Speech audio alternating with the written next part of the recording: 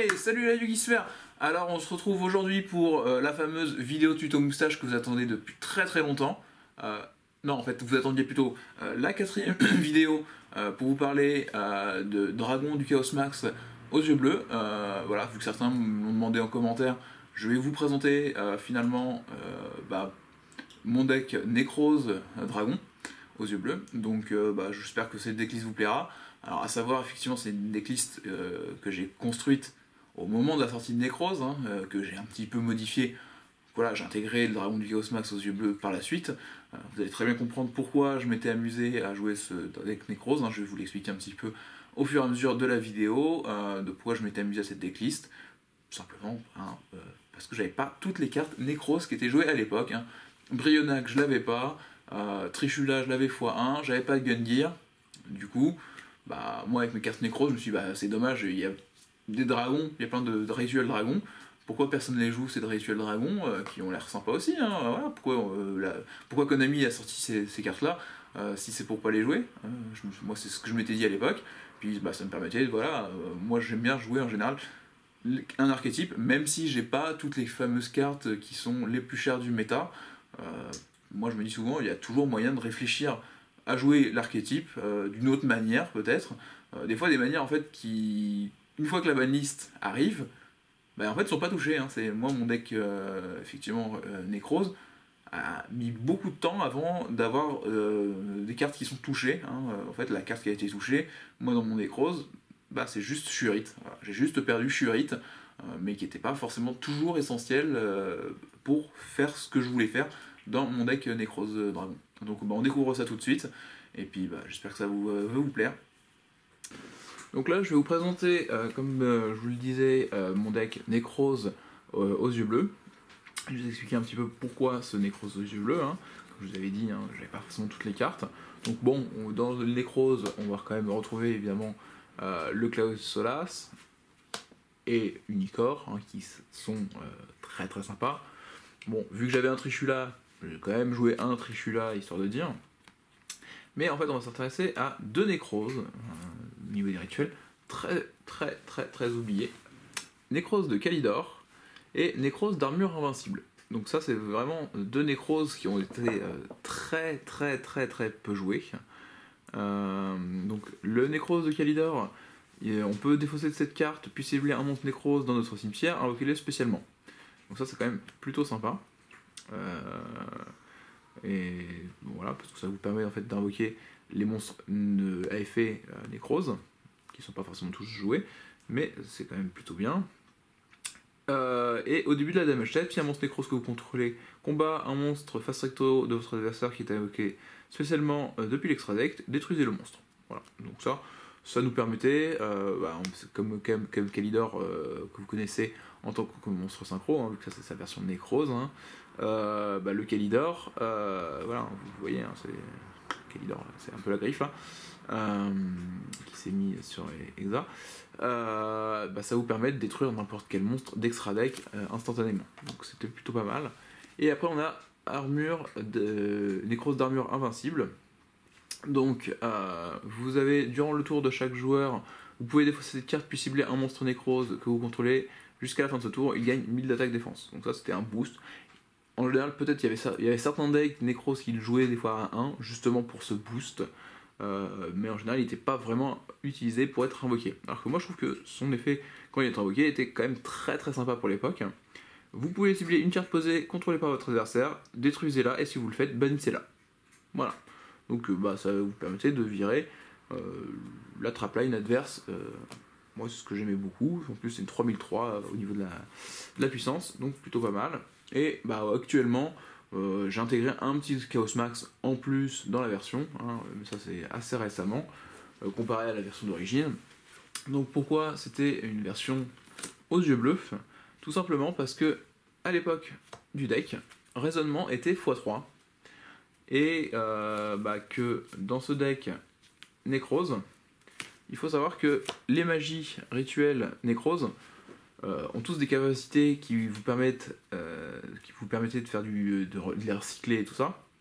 Donc en fait, mon gros intérêt, en fait, c'était quelque chose qui était complètement inattendu dans le format à l'époque, c'était de dire à notre adversaire, raisonnement, Et il n'aurait jamais imaginé de voir un raisonnement en fait dans un deck Nécrose.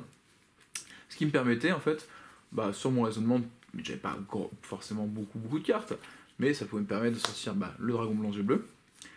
Ce dragon blanc yeux bleu, voilà, du coup, me permettait de jouer un art du rituel avancé.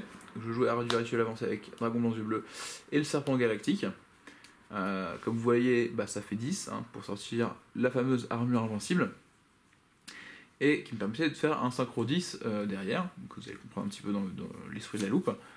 Que chose qui n'avait pas été remarquée en fait à l'époque pour les joueurs de Nécrose, c'est que Armure Invincible fait partie des quelques monstres dragons qui passaient sous la mélodie du réveil dragon. Et en fait, du coup, c'est une carte que dès qu'elle est sortie, je l'ai intégrée instantanément au deck, parce que du coup, ça devenait très très fort en fait. Vous défaussiez une de vos cartes pour aller chercher 2 Nécroses d'Armure Invincible, ce qui est quand même très très gratuit, enfin à mon sens je trouve ça très très gratuit d'aller chercher 2 gros Nécroses comme ça qui sont à 3003, parce que ça va taper très fort, sachant qu'ils permettent de détruire les forces miroirs, les cylindres, il n'y avait plus de cylindres à l'époque, mais il y avait encore quelques fois des sorties miroirs, il y avait encore des pièges qui pouvaient vous embêter, donc c'est vraiment plutôt pas mal. Après on va retrouver quelques cartes pour vous aider un petit peu à stabiliser, donc un renfort de l'armée pour aller chercher le Clade Solasme, et une murène de cupidité. Malheureusement le renfort était un peu plus intéressant quand il y avait aussi Shurit, mais on a aussi la murène de cupidité qui vous permet de remélanger des monstres hauts pour repiocher 3 cartes. Vous mélangez 2 dans votre deck et vous repiochez 3, ce qui peut vous permettre de refaire la main dans un meilleur sens que ce que vous aviez actuellement. Bon, du coup, vu qu'on avait le dragon blanc qui pouvait aller sur l'art du rituel avancé, évidemment, on va jouer un petit hurlement quand même, parce que c'est vraiment gratuit. Le but de ce Nécrose là, moi à l'époque, Nécrose était essentiellement un deck de loop. Alors on a vu les Jinlock, on a vu les trucs, mais la majorité des mecs qui jouaient Nécrose, moi ça m'agace un petit peu, parce que ils jouaient sur je fais des Brionac, des Valkyrius, des machins, des Gungnir, et en fait ils faisaient des loops tous les tours juste pour être sûr d'avoir Valkyrius en main 1 pour terminer la battle adverse. Et en fait on voyait des crosses qui faisaient des parties de 15 tours de jeu, alors qu'ils avaient avec les mêmes ressources la capacité de faire un OTK incisif sur l'adversaire, parce qu'il n'y avait pas forcément toujours beaucoup de trapline, donc il y en avait un petit peu, mais pas énormément. La majorité à l'époque de ce qui jouait comme trapline, c'était le deck volcanique. Voilà, c'était à peu près la seule trapline qu'on pouvait à peu près connaître, c'était quand on tombait sur un rock deck volcanique, donc ou sur éventuellement à ce moment-là sur Abyss Ardent. Donc ça vous permettait de virer les cartes d'Abyss Ardent qui vous pouvaient vous gêner. Et pareil au niveau de volcanique, ça pouvait vous permettre de bannir ces cartes, éventuellement. Mais c'était pas. Donc du coup, beaucoup de loops pour pas faire grand chose, moi je trouvais à l'époque, alors qu'avec les mêmes ressources, ce deck là était prévu pour faire de l'OTK en fait. Ce deck rituel avait une telle force qu'il pouvait faire des OTK très facilement, très rapidement, et pourquoi s'en priver dans ce cas-là, quoi? Pourquoi s'en priver? Et c'est pour ça que moi je suis parti sur cette version là, et que vous allez voir, c'est vraiment le but de faire un OTK. Donc bon, on a évidemment Manju pour aider. Vu qu'on a pu notre ami Shurit, mais même déjà quand on avait encore Shurit, je jouais quand même le petit Vision Ishiki qui nous dit: si vous invoquez rituellement exactement un monstre rituel haut avec un effet de carte qui nécessite l'utilisation de monstres, cette carte peut utiliser comme l'ensemble de cette nécessité. Donc ça c'est pas mal, ça vous permet de remplacer un peu le Shurit. Et un autre monstre Nécrose pas beaucoup joué, on a l'Exa Exécuteur Nécrose qui nous dit: si cette carte est sacrifiée par un effet de carte, vous pouvez ajouter un monstre rituel Nécrose de type dragon depuis votre deck à votre main. Et si cette carte est bannie, vous pouvez cibler un de vos monstres Nécrose bannis, cette carte exclue, invoquer spécialement le monstre. Vous n'utilisez qu'un effet de Exa Nécrose une fois par tour. En fait, du coup, au moment où on avait Shurit, c'était génial parce qu'en fait, ça vous permettait sur les cycles, comme je disais par rapport aux magies actuelles, qui vous permettent de les cycler, de les bannir avec des monstres Nécrose, de bannir d'abord le Shurit, et après vous urbanissiez l'Exa pour invoquer spécialement le Shurit qui vous permettait de refaire de la viande à sacrifice. Donc c'était vraiment une bonne façon, à mon sens, hein, de concevoir le deck. Et pourquoi j'adorais, en fait, vraiment, quand je vous dis c'est vraiment une idée d'OTK, c'est que du coup, moi, mon but, principalement, c'était d'avoir 2 armures invincibles, ou une armure invincible, et de réussir à faire ma synchro avec Hurlement d'Argent, le Serpent Galactique, hein, donc de refaire une synchro, ou d'avoir 2 armures invincibles, un dragon blanc, parce qu'on a eu un des 3 raisonnements à l'époque qui fonctionne, et ça nous permet en fait de sortir des niveaux 10, des gros niveaux 10, de taper avec des grosses 3000 qui seraient niveau 10, donc d'infliger à minima 6000 à notre adversaire, en général, et tout simplement d'utiliser 2 armures de nécrose invincibles pour faire un canon ferroviaire. Voilà, moi c'est en général, je faisais plein de parties où c'était raisonnement, je faisais ma loupe, je tapais, j'infligeais mes 6000, main phase 2, canon ferroviaire, j'inflige 2000, mon adversaire est mort,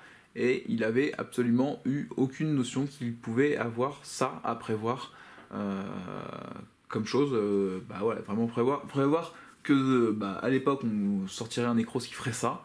Non, en fait, à l'époque c'était pas du tout conçu comme ça, Necros ne se jouait pas comme ça, Necros vous n'auriez pas trouvé un canon ferroviaire dans son extra deck. À l'époque vous alliez trouver des Herald d'Arc, des choses un peu plus dans ce genre-là, des choses pour aider à la sortie des monstres Necros via l'une des magies rituelles qui nous permet en fait d'envoyer un monstre de extra deck pour faire notre invocation rituelle. Mais on n'aurait pas trouvé effectivement le principe de faire double armure invincible, hop, canon ferroviaire, hop, c'est fini, et on n'en parle plus. Et notre adversaire, voilà, comme je vous dis, hein, vraiment n'a pas le temps, n'avait pas le temps de voir les choses venir. Et puis voilà, moi c'est pour ça que j'ai vraiment apprécié ce deck, que j'aimais beaucoup ce deck et que ça me permettait de faire une version vraiment cheap de Necrose. Donc n'hésitez pas à la maison éventuellement à vous y intéresser aussi, hein, à réfléchir que on peut faire toujours, quand vous n'avez pas forcément les cartes les plus chères d'un archétype, c'est pas forcément dérangeant. On peut toujours réfléchir à une version maison, une petite version maison qui peut changer complètement la façon de concevoir un archétype et sa synergie de l'archétype, et de se rendre compte que on peut faire des choses aussi merveilleuses sans avoir la dernière carte qui, dans la cote entre joueurs, vaut 50€, vaut 70€. Des fois, avec des cartes communes, on peut faire des choses merveilleuses tout autant, et que ça coûtera beaucoup moins cher, et ça sera aussi souvent beaucoup plus surprenant contre votre adversaire, qui des fois ne saura même pas quoi sider, parce qu'en fait il a pas de notion de comment pourrait tourner votre deck, parce que c'est pas un deck méta habituel, et c'est ça le plaisir. Moi j'aime bien ce principe de jouer sur la surprise, vraiment voilà, petite guerre un peu des maquis, on sort du buisson, et puis c'est l'embuscade quoi, c'est l'embuscade sur l'adversaire qui sait pas comment réagir, et c'est ça le meilleur, à mon sens. Voilà, donc c'était le deck Necrose aux yeux bleus, voilà, pour vous. Alors, je crois que on touche à la fin de cette vidéo. Voilà, j'espère que ce deck Necrose vous a plu. J'espère que ça vous donnera envie à la maison de peut-être tenter aussi de jouer Necrose différemment. Et en fait, je vous ai un petit peu menti. Dans la réalité, j'ai un 5e deck où je joue Dragon du Chaos Max. C'était une autre version que je jouais à l'époque, qui est très très sympa. Voilà, c'était une version que je jouais dans l'air pendule. C'est une version où je jouais avec des kaiju pour faire l'invocation de Bish Balkin. Donc peut-être, je vous présenterai en fait une 5e vidéo pour le deck Dragon du Chaos Max aux yeux bleus. Si ça vous intéresse, dites-le moi, et on verra effectivement si je tourne cette 5e vidéo. Et puis maintenant je pense que pour vous, c'est l'heure du duel.